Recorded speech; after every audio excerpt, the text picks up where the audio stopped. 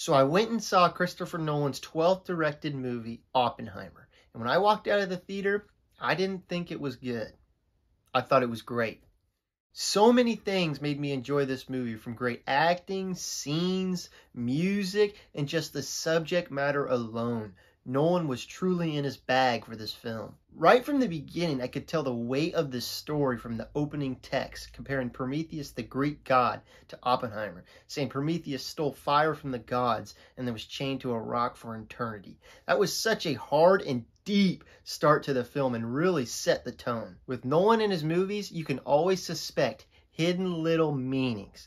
I know a bunch went right over my head. I caught a couple. But for example, I was watching an interview with Cillian Murphy, and he was talking about how Nolan explained Oppenheimer as dancing through the raindrops. And how does this movie start? It starts with Oppenheimer dreaming, going in and out of consciousness, and then cutting to raindrops. I mean, come on. That level of storytelling is really what makes this movie and his others special. In terms of this movie, there were many great scenes. Too many to go over, but I will touch on 3 that really stand out to me. First one is the Trinity test. The lead up to the test was very intense, but the actual test itself made me feel like I was going to have a heart attack, which is something no movie has ever done to me. I won't spoil anything if you haven't seen it yet, but that scene was just executed so well. The fact that Nolan and his team found a way to get the audience to feel a similar feeling that the people in real life could have been feeling at that moment in time is crazy. The next scene has to be the one where Oppenheimer was giving a speech after the bombings. Just feeling the turmoil in his head and all the emotion around him with the rumblings of the feet was so jarring, and it's gotta be a top scene for me. Lastly, the scene with Oppenheimer talking to his fellow scientists on why they should push forward with the Manhattan Project after Hitler died. This scene is so heavy because we know what happens when they push on with this project. And hearing him explain how humanity will never understand the power and the devastation this will cause unless it is used, and giving the argument that if it is used, it will be never used again. It's such a great scene and shows a reason why they kept pushing with the Manhattan Project even though Hitler had died. These scenes and the rest of the movie was filled with great dialogue that left great quotes littered throughout the movie. So many great quotes. You have the one with Niels Bohr when he's talking to Oppenheimer saying, "You are the man that gave them the power to destroy themselves and the world is not prepared," to the destroyer of worlds, and all the way to the ending with the quote with Einstein. I won't give it away, but it gives this film a very sharp and haunting ending. Now, another thing that elevated this movie was the score. The movies I have seen so far from Nolan have had great scores, from Interstellar,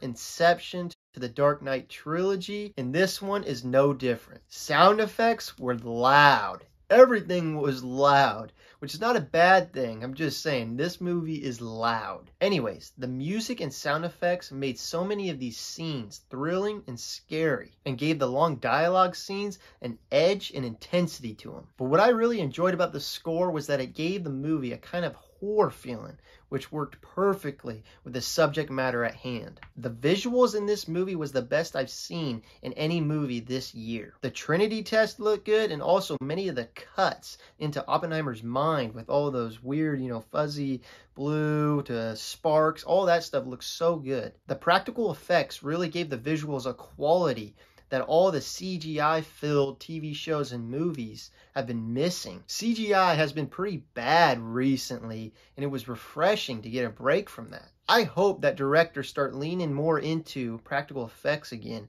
and leaning back and toning down the CGI. Just the set designs too. They were done so well, and again, it was so refreshing to see a movie ditch the green screens and give a believable, real feel in the background. Finally, in terms of subject matter, I hope this film is as historically correct as a film can get, because that was one of the most fascinating parts of this movie, was just the knowledge bomb. I came in not knowing much about Oppenheimer and the Manhattan Project.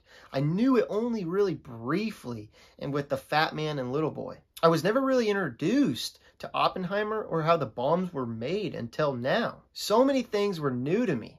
I mean, you have the apple and his professor, his come up, the fact that they had a chance that they could cause a chain reaction, destroying the world, his relationship with Einstein, and then all the drama between him and Strauss and the United States and the Cold War. All of this was new to me.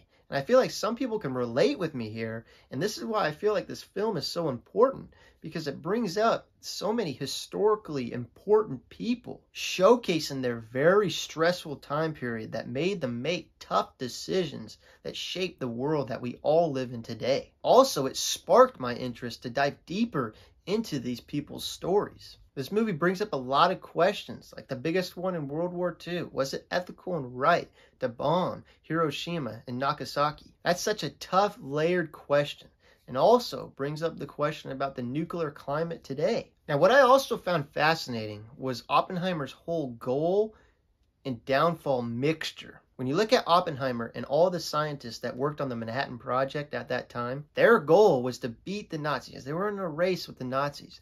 But as they got closer to achieving that goal, turmoil started to set in. It started to dawn on them what they were truly bringing to the world. And when they completed that goal, it was so devastating to Japan and many innocent lives, and devastating to the people that completed that goal. It's very interesting to look at where someone achieves a goal and it ends up tearing them apart. So all in all, this is a very deep and intriguing story that Christopher Nolan could have chose to tell in many different ways. But in good old Nolan fashion, he messes with the time, jumps in here and there, which works very well. I will admit it did lose me a couple of times, especially at the tail end with some of the characters in Oppenheimer's trial, but I really do think it's a very insightful movie. It makes sense. It starts fast and really doesn't slow down. The pacing really made this movie intense, and it's weird to say for this, subject matter at hand, a very entertaining movie. No matter what, though, a movie can have the greatest director, music, themes, story, but at the end of the day, it all comes down to the actors. And man, the acting was damn good. What a cast. Robert Downey Jr. was amazing in his role as Strauss. Matt Damon was excellent. Florence Pugh, Emily Blunt. I mean, the list goes on and on and on. They all acted their asses off and really sold the telling of this story. But it all came down to Cillian Murphy. And damn, what a performance. He did an amazing job just conveying the turmoil and guilt that started to arise in Oppenheimer throughout his life and all the events that he was tied to. Murphy had a lot of pressure, and I could only imagine the amount of time and effort he put in to pull this role off. And with that, I pretty much touched on everything I wanted to touch on. I know I missed some things, but there is so much I could talk about. So if you've watched it this far and not seen the movie, go check it out. And go check it out in IMAX. I really think it's worth the extra money. This was the first movie I seen in IMAX, and wow, just the clarity, the sound, it was worth it. It was worth it. It makes me want to dive into American Prometheus. So I'm probably going to read that book, and I'll probably make a video on it. So that will probably be in months, and honestly dive into more books about World War II. All of us are indebted not only to the soldiers, but everyone that made a difference during the Second World War and fought against true evil. It is one of those rare times where there was a good side and bad side in war. If the Hitler and Nazis won, it would be a very, very different looking world. With that being said, this movie shows and reminds us what we should be proud of and the ugly mistakes that were made in the Second World War by the United States. Learn from those mistakes and learn from those heroic moments. I hope you enjoyed this video. I hope you enjoyed the movie. Let me know what you thought of it. Thank you for watching and have a great week. Peace.